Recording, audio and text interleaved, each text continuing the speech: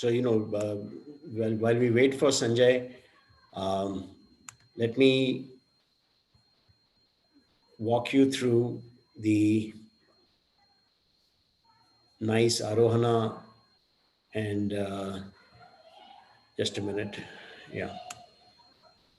These are the few housekeeping tips that we go through during each session. I'm sure most of you must be familiar with this. All your questions, etc., will come during the towards the end when we will allocate some time, and we'll make sure that all your participants for now will be kept muted, and we will make sure that the just a minute, let me just go through this. Yeah, and we will make sure that all your questions are answered. If not in the time allocated today, certainly at the end of the session via email, we will collate it, have the session speaker respond to them. And please keep your questions brief so that the answers can also be very precise. Our email ID is arohana@niceorg.in, and you can send in your questions, etc. there. You're aware about this certificate of participation that will be made available to all attendees as long as you've attended 75% of the sessions.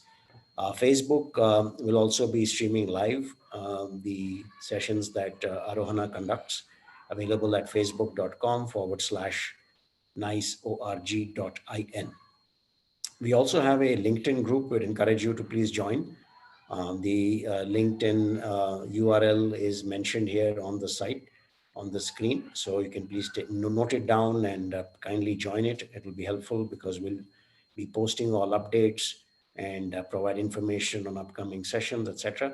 And you can take a look at and you can also connect with each other on the LinkedIn group. In addition, we also have a YouTube channel, and you can note it down. We can send this to you. We'll post it as well on the LinkedIn group, so you can take a look at it and view some of the videos or all the videos based on your convenience and based upon the sessions that you're interested in. So that'll be another thing for you to look for as we make progress through the Arohana program. As you know, we've been curating all of these programs, these sessions. They end in the month of January 23rd to be precise. And we are very encouraged by the enthusiastic response that we have received from all of you. The questions, the comments, the observations have all been very, very useful.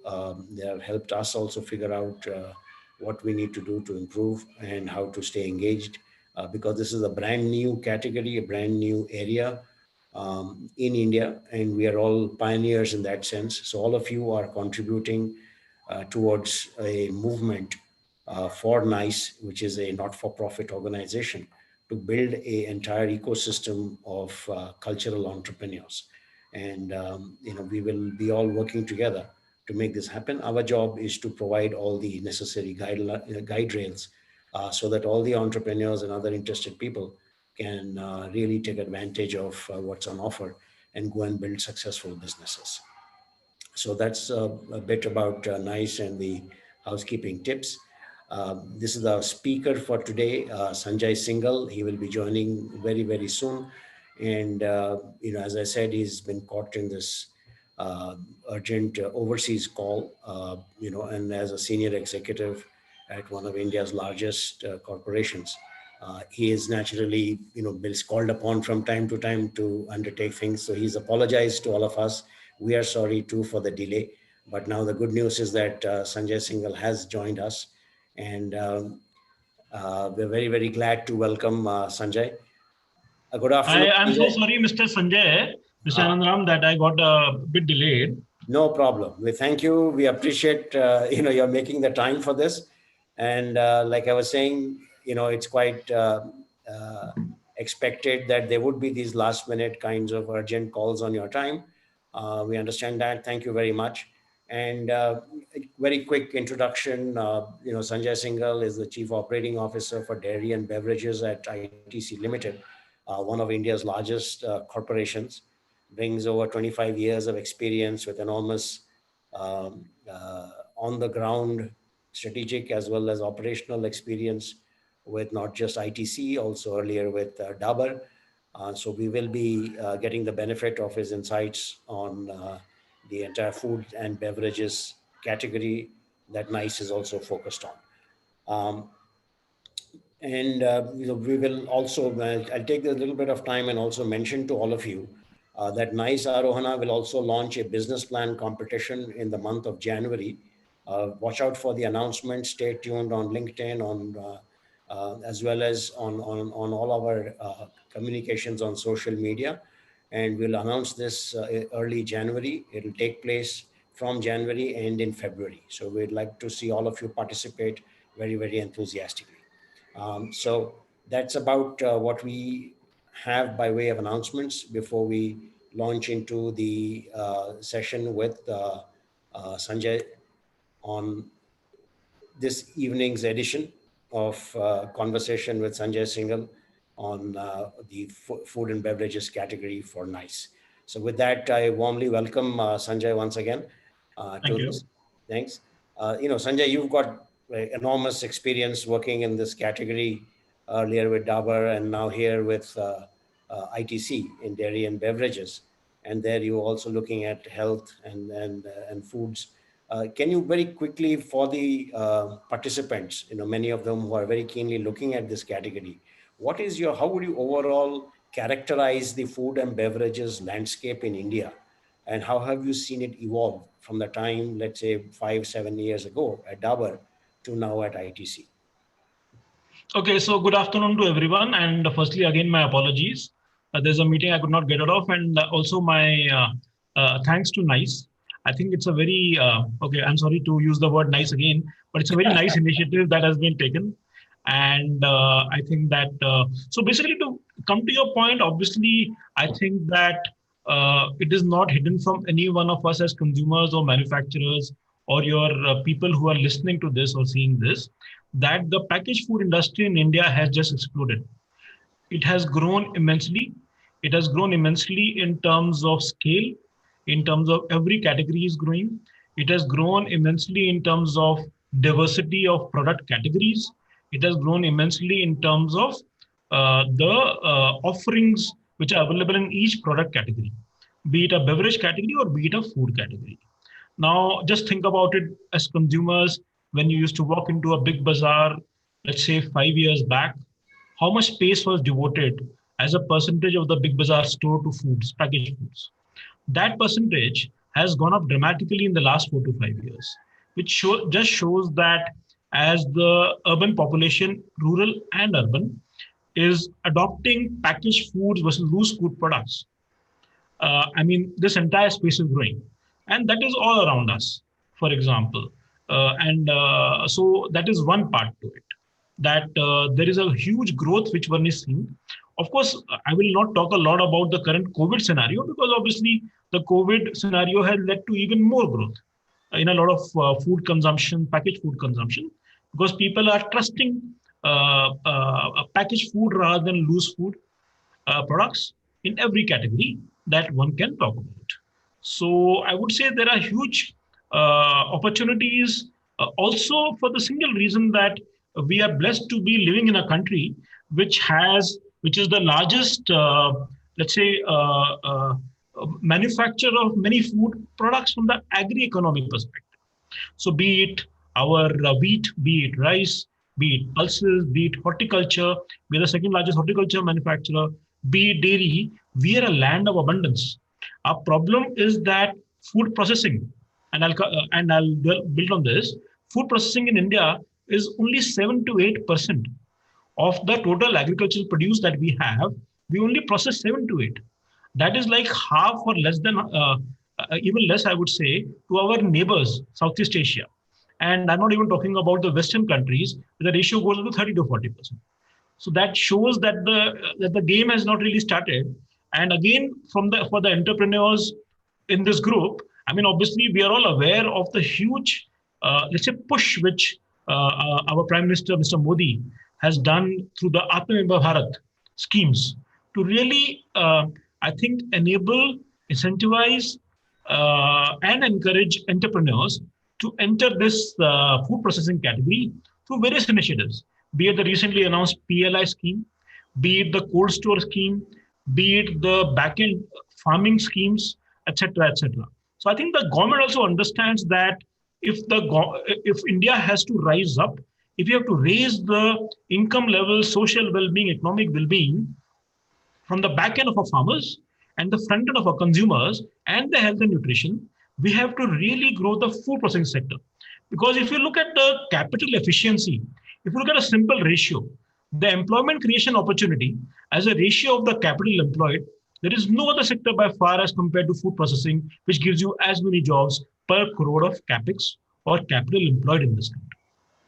Fantastic. So clearly a lot has changed in the past few years, whether it's the government policy that's helping, whether it's the consumption patterns, whether it's the improvement in technology and storage. So all of those are improving. So effectively, a quick takeaway from what you said is that the opportunity ahead is enormous, particularly in food and beverage, given India's own massive production capacities that we enjoy across the board. That's very heartening to know. Now, if I were an entrepreneur and I'm looking at this whole category, and I look at urban versus rural, what would you say are the differences? What would you say are the similarities from the standpoint of consumption, from the standpoint of the kinds of products, from the standpoint of differences in packaging, distribution? If you can just help us understand that. So, I mean, obviously, the first thing is that the penetration of packaged food products is obviously much higher in urban than in rural, because I mean, that is the first thing. Second thing is, I think there are a lot of commonalities, because ultimately, I mean, I was very surprised personally. I want to share this story with all of you that in ITC we are in many categories: atta, noodle, snack, biscuit, chocolate, juices, whatever you say. But we are also into pouch milk. So we sell pouch milk and curd and paneer, etc., under our Ashirwad brand in the east of India. And the highest growth in penetration of pouch milk we are seeing is not necessarily in urban area in India. I am seeing so much growth in the smaller markets of Bihar, where consumers are actually moving to packaged milk. It is almost as unbelievable as the following: that a farmer is happy to sell milk from his cow to the company, and his wife wants to buy a pouch of milk for the safety, security, and nutrition of her child. So I'm being dramatic, nice. But these are actual quotes that I have heard. It's a very interesting observation. Very nice. Yes. Yeah. So basically, but I'm saying that there are huge opportunities. Obviously, the differences would be in the following, I would say. First difference is obviously the purchasing power. So obviously some of the propositions that would work in urban, for example, organic or no sugar added, or let's say health, may not necessarily work in rural. So the urban consumer ultimately packaged food brings convenience and taste. That's all you bring in. And you bring in consistency of taste, let's say, or consistency of quality. Now the urban consumer is moving beyond, let's say, quality, or beyond basic quality and convenience to taste, to experimentation, to more exotic flavors, to more exotic food categories. The rural consumer still obviously would be more in the area of convenience and consistency and price. That is one level of differentiation. Second level of differentiation, I would say, would be obviously the put down price has to be lower. So for example, in the area of biscuits, or noodles that we have under Yippee, or snacks that we have under Bingo, we sell a hell of a lot of 5 rupee snacks or biscuits in rural. That proportion is very high, because obviously in urban India, you sell a 20 rupee bag, you even sell a 50 rupee bag of these large categories. So that's other level. Third level, obviously, is the distribution part of it. Because again, from the entrepreneurial angle, rural distribution is a big challenge, though there are startups which are coming in, but I don't think they have reached that rural part of it. So the distribution challenge is bigger in rural than urban. Because even now, after so many years, ITC reaches to 45 lakh outlets, 4.5 million outlets in the country.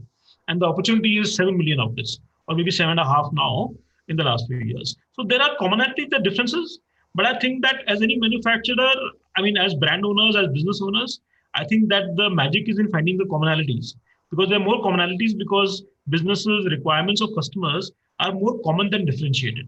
Yes, when you look at niche opportunities, then you may find there's no rural audience, but I think there is a large audience sitting in urban and rural. And secondly, I would also say that we are such a large country. We are a country which is bigger than Europe, for example. So I think that I mean, from an entrepreneurial perspective, there's enough opportunity in a Karnataka or a Maharashtra or a Bombay or a Delhi for a startup entrepreneur to even look at, let's say, rural India right now. Got it.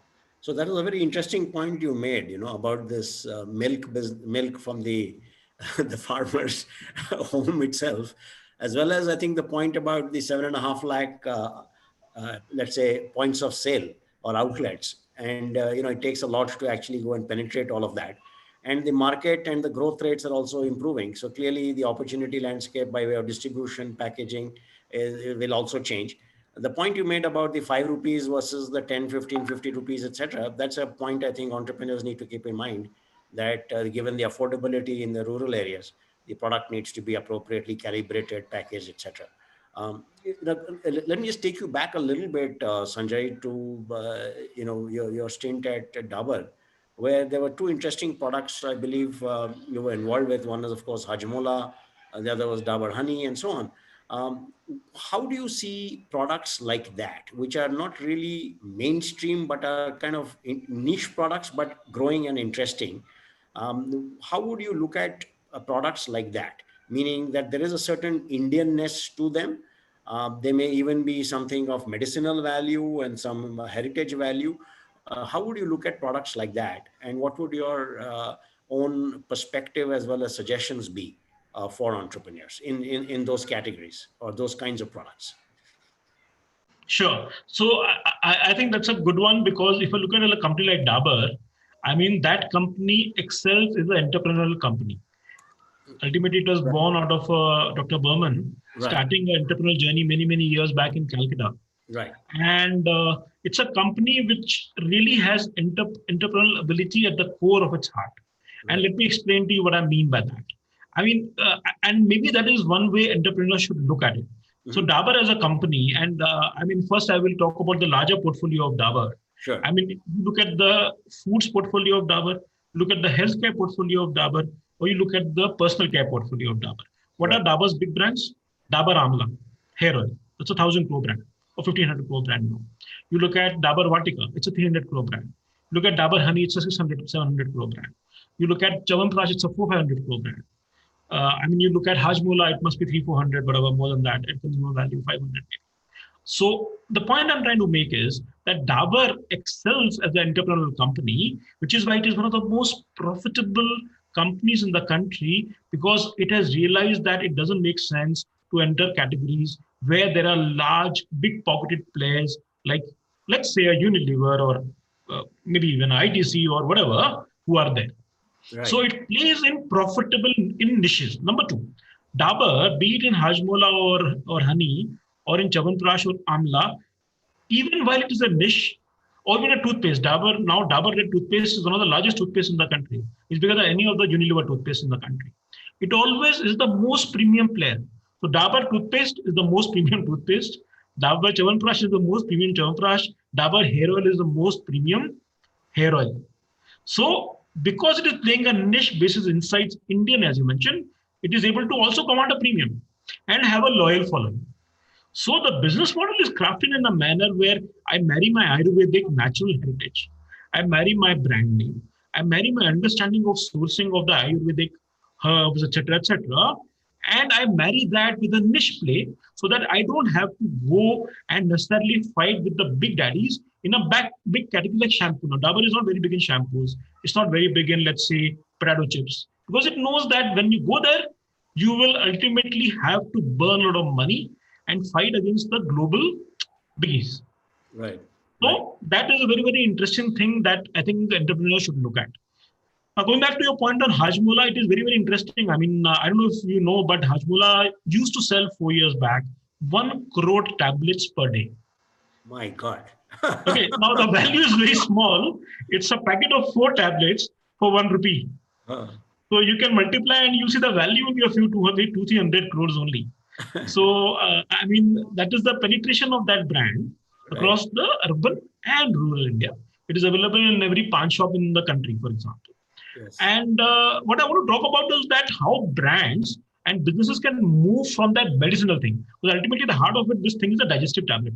Right. You have Badahazmi, you have whatever Pet Mein Dard, Haripan, or whatever you call it. You want to have a digestive. But you can have a pan, you can have a song, or you can have a hajmola.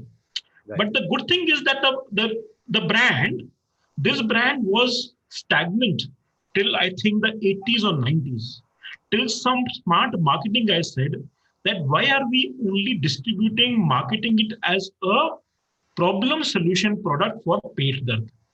Let us take a wider thing, because the reality is that whenever we have some food, and Indian food and Dabur sells a lot in North India. North Indian food is very, very spicy and oil heavy or whatever. So you always feel heavy. Let me try to bridge the gap from a problem solution page that ki dawa and the larger category of candies. Let me move this proposition, positioning, communication 2 inches. I will not become the hard boiled candy of this country. I will not become the sweet candy, but I will try to move an inch to get some consumers from there. Right. And after that, the brand has grown 5, 6 times in franchise, in distribution, because you try to enter a larger category, but on your own positioning. Right. So that is one thing. Second thing which we did at Dabur is saying that, again, I'm saying that it's a learning, is that how do you define the brand code? Now, the brand code of Dabur, so coming back to that point, the brand code of Hajmola earlier was Pet Ki Dard Ki Dawa, in a manner of speaking. It Right. was changed to Chatpata taste, Chatpata flavor, life ka Chatpata taste. The moment you did that, it also opened up opportunities to go into other categories which otherwise the brand was being limited from. So, for example, we launched a Chatpata beverage, beverages like Golupika Pani, etc., under the Hajmola brand. Right. So these are two things which I want to talk about. What's the other brand you wanted me to speak about? Was about Sandy? honey. The Honey. Okay. Japan honey. So honey, unfortunately, is much in the news for the Yes. wrong reason. I think completely unfounded, but fair enough. That's how it is. Now, I mean, obviously, again, I mean, Dabur is the by far the leader in honey, and that has happened over, I think, 50, 60, 70 years of sourcing great products and giving a promise of good quality to the consumer. Again, the same point I want to dwell on, that how do you take categories and you unlock growth in your businesses? So, for example, Dabur Honey again was sold, let's say 20 years back. It was positioned as a problem solution product. So, like Chamanpra, Dabur Honey used to be used in North India, East of India, सर्दी में milk में मिला के दूध में मिला के आप P low, your gala, your health, everything will be fine. And it was also used, honey is used a lot in Ayurvedic medicines to Mhm. mix the powders of Ayurvedic medicines and have it, because it's a very, very good medium Right. to take it into your right parts of your body. But again, the business decided, I think this happened a few years back, business said we need to grow this honey category, because actually the honey as a, it's called the mother nature's nectar of health, actually has so many good things. They said, let me now position this away from keeping you healthy and sugar replacement to actually making you fitter. And the entire communication started, which some of you may have seen, which is about positioning Dabur honey ki ek chammach Dabur honey, subah garam pani mein, along with lemon, and you will lose weight. Targeted women. And the brand really took off. The brand took off in terms of consumer profile. No longer you had people who were only health conscious from a Sardi perspective, but also people who were generally slimness conscious or who were generally looking at overall health. So that's how that business has taken off. And today, I think that honey category itself has grown every year 30, 40%. Wow. And how that has grown. Amazing. Amazing. Thanks. That was very, very useful, helpful to understand, because I don't think, I mean, people like us who are outside the company, we don't really get a good perspective of all of this. You mentioned earlier about the importance of packaging, and you also said that even in rural parts of India, and took the example of Bihar, for safety and security and cleanliness and hygiene, etc. The lady of the house wants even something like milk, which is a very traditional product at home, wants good packaging.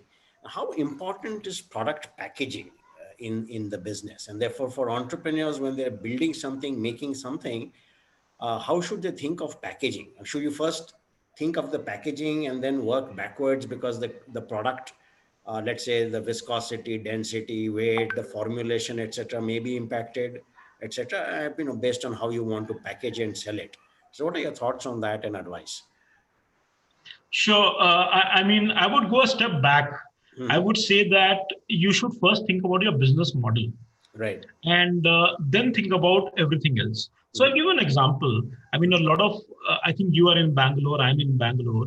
And I think that if I look at the entire startup world in the food and beverage space in the Right. last 5, 7 years, I think amongst the top two or three I can count who have actually made us scaled it up in Hmm. terms of business size and Right. who also turned profitable is a company called ID Fresh, Right. Correct. right? And that's Yes. from my alumnus of my alma mater. I am Right. Bangalore. Hmm. Now the beautiful thing is that that this company I think is now 100 plus crores.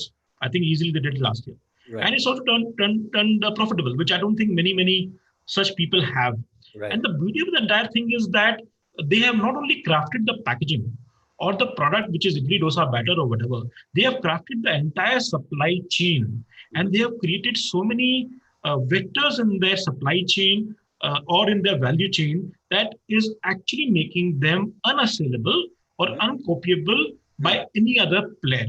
What I Right. mean by that is that they understood that the biggest problem was that before they launched, if my wife walked into the neighborhood shop and said, "I want a idli dosa batter of X company," there is if she went every day, there'll be 3 days out of 7 days it will not be available.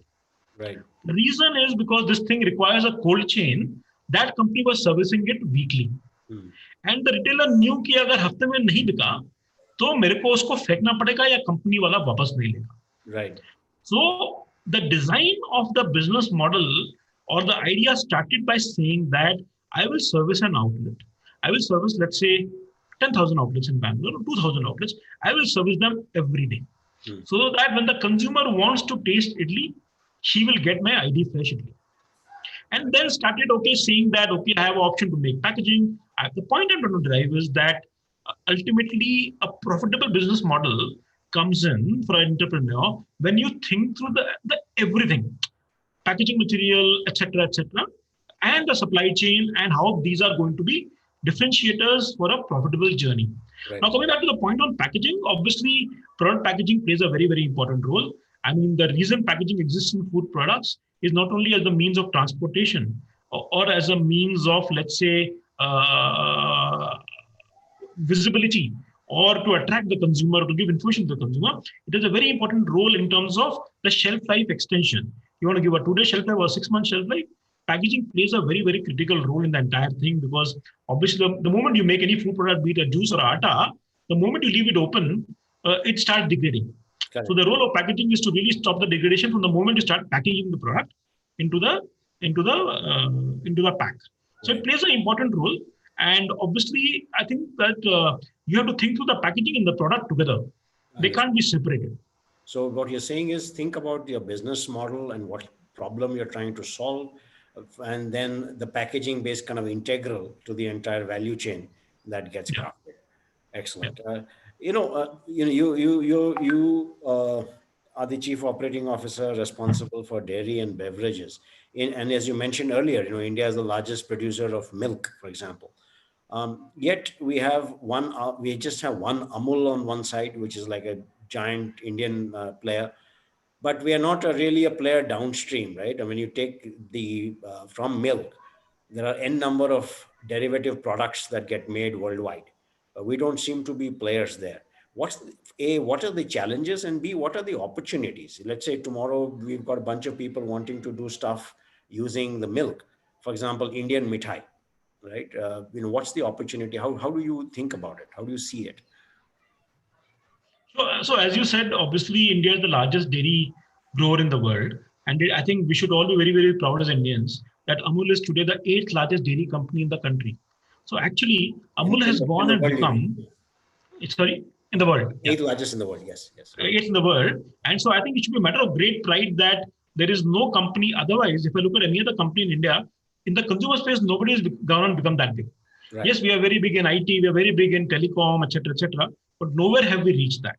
Now, coming back to the point on dairy, it's a very, very big opportunity because the packaged dairy market is around 2 lakh crores. And however, that is only 30%. So there's 5 lakh, 4 lakh crores of milk, which is actually being sold loose. So that's one level of opportunity that is there. Now, the next level of opportunity is that this 2 lakh crores also I talk about, only 1.5 or 1.6 lakh crores is basically pouch milk. So beyond that, as you were saying, that there are so many things you can do out of milk.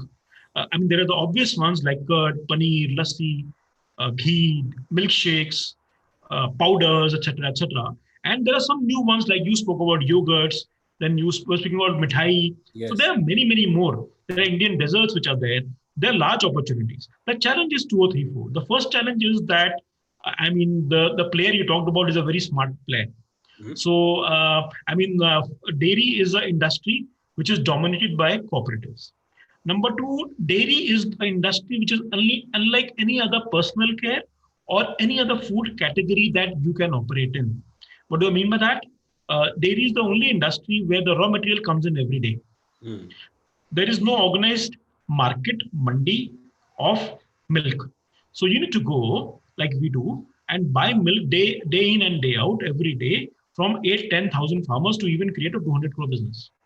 And that requires years of hard work because you need to create, in every village, you need to create infrastructure, you need to create a district headquarter, you need to create trucks, you need to create storage mechanisms.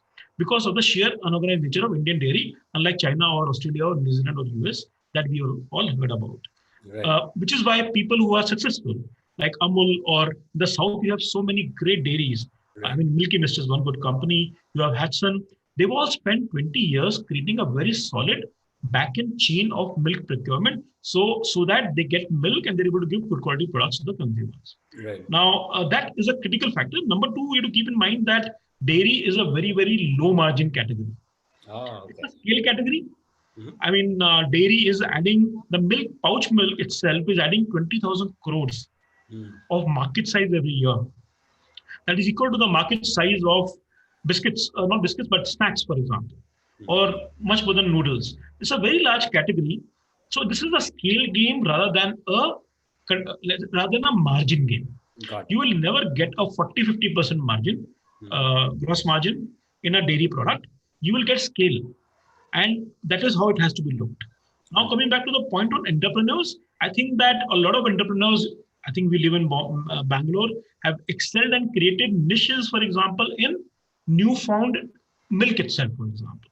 The reality is that, people have the purchasing power. People are getting more, let's say, educated, informed, and people want to feed their children superior quality milk itself.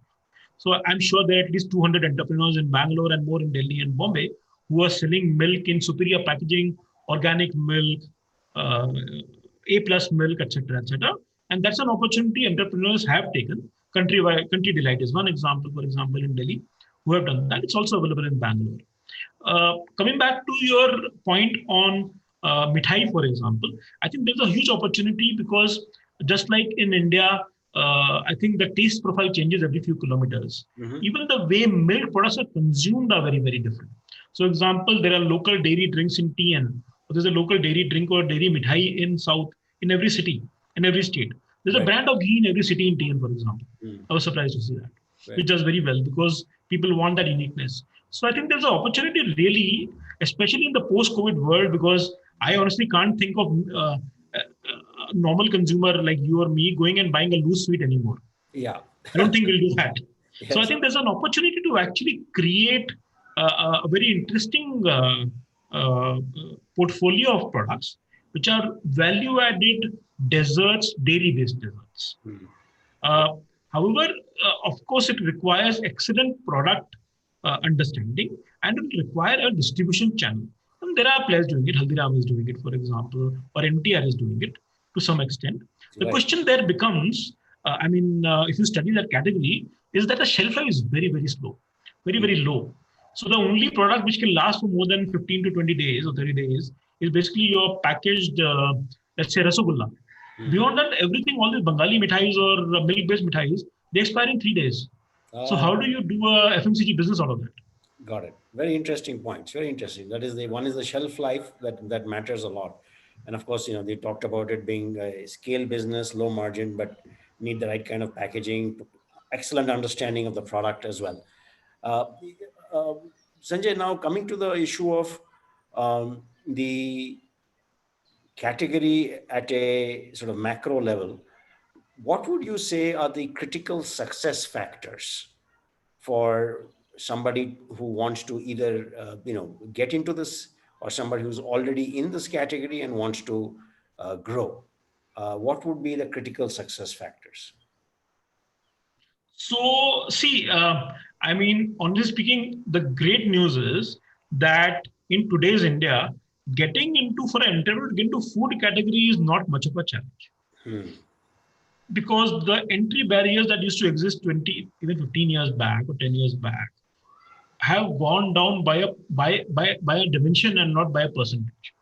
What I mean by that is, today you have, for example, you have enough third-party laboratories, designers available to design your products, if you have an idea. Right. There are enough third-party manufacturers to make your products. You don't invest in a new factory anymore. Right. Number three, thanks to the growth of e-com and modern trade, you don't have anymore the challenge that it will take me 20 years to build 5 lakh outlet distribution. You get a good e-com deal, you get a good modern trade deal, and that is why if you go to Amazon today, the number of entrepreneurial food ventures is absolutely amazing in the area of seeds, nuts, I don't know what all is there, in the area of snacks, etc., etc. So a lot of problems and capital, of course, thanks to the private equity, venture capital ecosystem that has come up so well.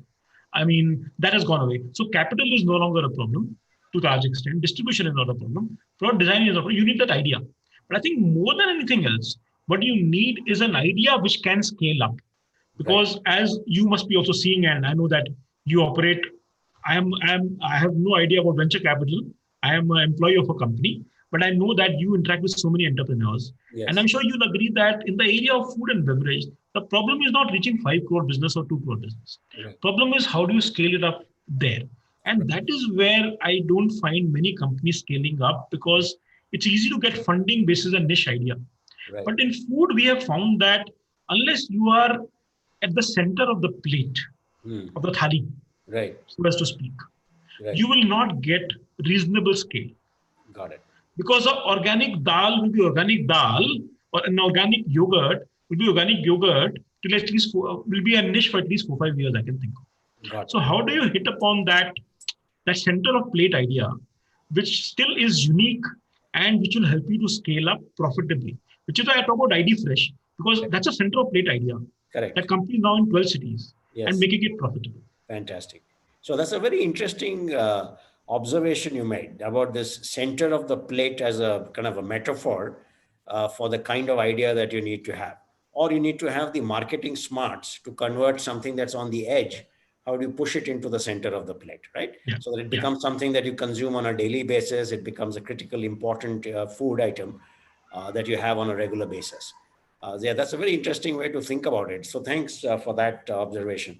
Now, for an entrepreneur, particularly in something like food and beverages, right? There's this FSSAI and all the other regulatory compliances that need to be met. Can you talk to us a bit about that, about all the regulatory issues that one needs to keep in mind? So, I mean, obviously, things are much better than where they were. So, I mean, obviously, when you're launching a food product, you need a FSSAI license for your product, and you need it for your packaging and the entire thing. You also need a manufacturing license. Now, and in some categories like milk, I also need a storage license. But distributors also need a license of FSSAI, for example, but not in every category. Now, coming to FSSAI, the good news is that while, I mean, FSSAI has 2 parts of product classification. There's a classification of a standard product. So they have defined, if you look at there's a huge, very thick book, which I have somewhere, of FSSAI. For every product category that can operate, they have a list of standard products. So if you want to launch an atta, and if you do this, 100% wheat, it is you can apply and it will be deemed automatic approval. Got it. But like we have in Ashirwad, a sugar release control order, which controls the GI high which you get after eating food for diabetic people. Then Right. you have to go in for something which is a non-standard product, and that takes a longer time. Right. However, I have found that FSI has become extremely customer friendly, Okay. manufacturer friendly, consumer friendly.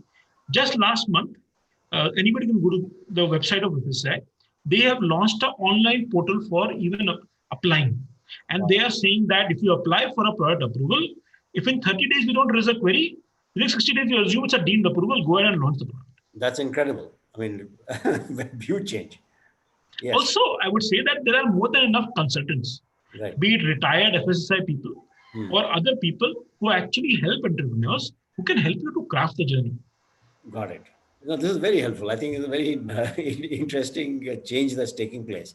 So so if I were a entrepreneur today, you talk to us about FSSAI and all that, and you talked about that the growth areas, there's big change taking place both in the rural and the urban. Packaging is important. One needs to rethink the business model and all of it.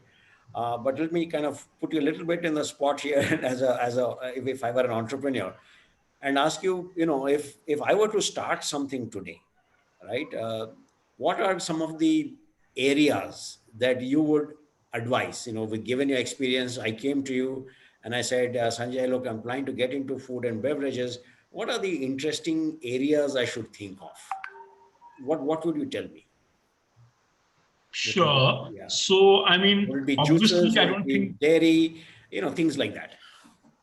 So, I would say, firstly, obviously, I mean, one should not get into categories where the biggies are already there, Right. because that will be a damn tough one. You Yes. go and launch a potato snack, good luck to anyone who wants to launch that. Yes. So you'll never make money there. You'll make very little money. I think that their opportunities are more in the area of new needs of consumers. Right. So I gave the ID Fresh example. Yes, that's an excellent one. I mean, if you look at the Indian food space, I mean, there's a huge opportunity in the frozen food, for example. Ah, So I'm saying that consumers perceive frozen food to be fresher also. And for example, frozen pizzas, for example. right. Now today, I mean, the COVID overhang is not going to go away. Correct. कुछ ना कुछ resident equity 2-3 साल रहने वाला है. Right. चाहे इतना रहे या इतना रहे. So for example, can someone look at a frozen pizza? You walk into a US aisle, you see so many frozen pizzas. Right. And so that is one part to it. Second part, you only mentioned a good idea of mithai, for example. Right. There are challenges there. Right. I think the third part is in the entire, I would say, large opportunity exists in the home chef scenario, which is a combination of service and food. But today, the reality is that, there are some companies which are doing that, which is that the Indian housewife still wants to be seen as the expert. So some companies have done that. I think in metros, Bombay, I see that, for example, where companies are giving you a full package. आपको आज Thai green curry banana hai with this thing. I will give you a package. I will sell you. But you please go and decide how much masala to put, what taste to put, and you make it yourself. So that's a ready to cook kind of thing. Ready to cook kind of a thing. Right. But see, ready to cook right now is in parts. I will get a ready to cook tomato puree. I will get a ready to cook onion, but I will not get the package. Full package. Okay, got it. That's that is a good thought. I mean, so to all the folks thinking about getting into the food and beverages category, let's thank Sanjay for pointing us in that direction. That's an interesting way. So what I'll do now, Sanjay, is there's some questions are coming in. Let me ask those questions. One from Mamta Jain. She's talking about packaging. Currently there's a lot of demand, or let's say interest, with regard to sustainable, planet-friendly packaging. How would you reconcile that with the packaging of food itself, because of, let's say, health reasons or other reasons? So obviously, Mamta has the right question, because there's a lot of concern on plastics and stuff like that. Yes. And however, see, the point we have to remember is that plastic cannot be taken away. Today you take out plastics or packaging from our life, I don't know if there'll be life. There'll be no milk, there'll be no biscuit, Yeah. there'll be no water when you Correct. go out. True. So the point that the industry is coming to is that plastic cannot be wished away. Plastic or packaging has to be managed. Right. Right. So you cannot ban it, you have to manage it. What I mean by managing is that the government, the municipalities, the consumers, and the manufacturers have to come together and create an ecosystem where plastic is managed in terms of recycling, collection, segregation, etc., etc. Right. Because I'm saying that if I have to give you a 10 kg bag of atta, I'm sorry, I can't accept that you can come to my factory and pick it up in Right. your car. Right. I cannot give you a 10 kg packet of atta Yeah. in a paper bag. Right. So, or a bingo snack or a Maggie noodle, which will be shelf stable for 4 months. Correct. It used to be when people would go to a mill with a bag and collect the Yes. freshly chakkied atta, right? Correct. Yeah. But I think the other part is that ITC, I would say that I'm very proud to say that I'm part of an organization which actually believes that we are here for the Indian consumer, Indian farmer, and the Indian environment. Right. So, we have been running, I'll be very happy to tell you that I think now in 12 municipalities and cities in this country, we're running a program which is called the WOW program, which is Wealth Out of Waste program. Now, you might know that ITC is the largest paper manufacturing company in the country also. Yes.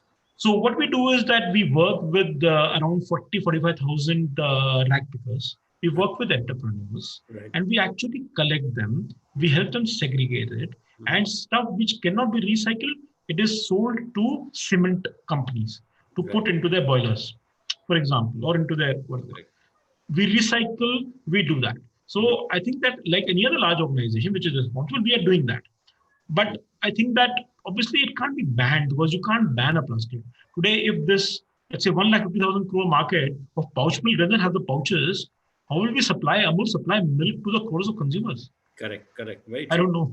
Yeah, it's a valid thing. I mean, I suppose it's all a process of evolution, right? I mean, as the country itself grows and evolves, consumer tastes evolve and all of that. Another question again from Mamta herself is, as an entrepreneur, can I work with ITC, particularly for, let's say, getting access to distribution or something? Let's say I've built something interesting and there's got some merit. Is there a program where I can work with ITC for distribution and getting access? Is that possible? So yeah, see, I'll tell you, a few years back, ITC had thought about creating a distribution superhighway.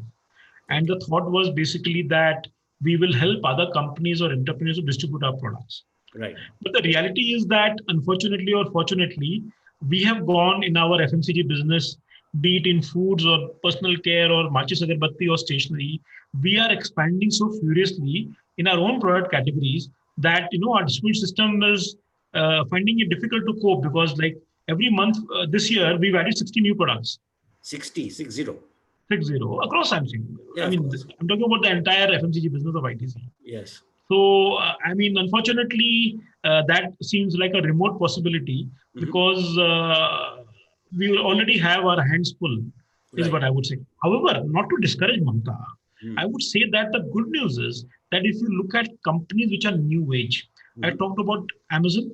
Right. I mean, what is the need to go to 5 lakh outlets when today, I mean, I was surprised, Mr. Anurag, that I was talking to someone in UP and they were telling me Amazon not only reaches, let's say, a Lucknow or reaches a Barich, it even reaches a village of 5,000 population from Barich. How?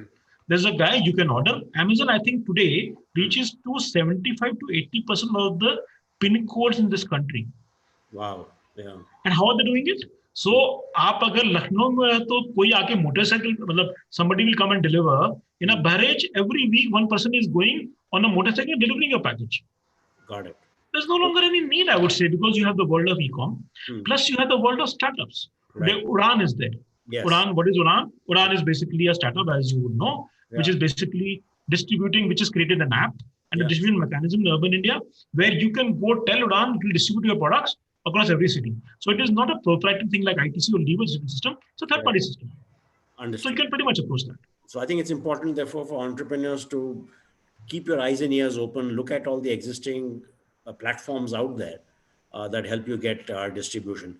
I know you have a tight schedule as well. So last question for you, Sanjay, from Sudeep. He refers to this frozen foods that you talked of, like frozen Yeah, pizza, for example. I saw the question. Huh. So, see, the point is that you are absolutely right, Mr. Sudeep, that the problem is that the government, see, we have a frozen products. We have frozen prawns, we have frozen potato snacks, a large, very good range. And we also have frozen fruits, vegetables, and many vegetables under the ITC MasterChef brand. The problem is that the problem is the retail distribution of it, because you have a cold chain. Government is subsidizing. As an entrepreneur, you can go to the government, Ministry of Food Processing (MFPI) website, and you'll find that they're subsidizing even setting up frozen warehouses. The problem is that from the warehouse to the retailer, how do you go through the frozen chain? That is the basic problem. And how do you have retail freezers being put up? So unfortunately, the problem is that very few retailers, I think not more than a few thousand retailers in India have, or maybe a lakh, have a frozen chain availability. And we've all read that thanks to the vaccine now, and how Right. difficult frozen is. And that becomes the challenge for manufacturers. So it's a difficult category, but the good news is that if you ask me 5 years back, I would say in the metros in India, 5 times more retailers have invested in freezers or fridges than they had 5 years back. So numbers is going up now. Got it. Great. So that brings us, to the end of this session, Sanjay. Thank you so much, for that very energetic and detailed with numbers and data and everything that you talked about your experiences and all of it. Very, very useful. A lot of questions will come onto our email box, arohana@niceorg.in, and we will send them to you, and at your convenience, if you can respond to us. So once again, let me thank you very much indeed for this. I'm sure it's been a great help to and great value to all our participants today. Thank you so much. Thank you, and my apologies once again to everyone for being late. No problem at all. Thank Very, you. very insightful. And to all the attendees here, let me just very quickly talk to you about the about the business plan competition again that we have, that is coming up in January, culminate in February. Please keep your eyes open for the announcement that we will make. We would love to have all of you participate enthusiastically in this business plan competition. And coming up on Saturday is a session with Sudesh Venkatesh, Chief People Officer of the Azim Premji Foundation, on building and managing teams. I will be in conversation with him on Saturday. We'll talk about how do you build teams, how do you build a culture, how do you make sure there is goal orientation, and how do you scale from small teams to large organizations. We'll hear from somebody who's been through all of it and is the Chief People Officer of Azim Premji Foundation, Sudesh Venkatesh. So catch you all on the 19th, Saturday at the same time, 4 p.m. at the next session of Arohana. Thank you. Bye-bye.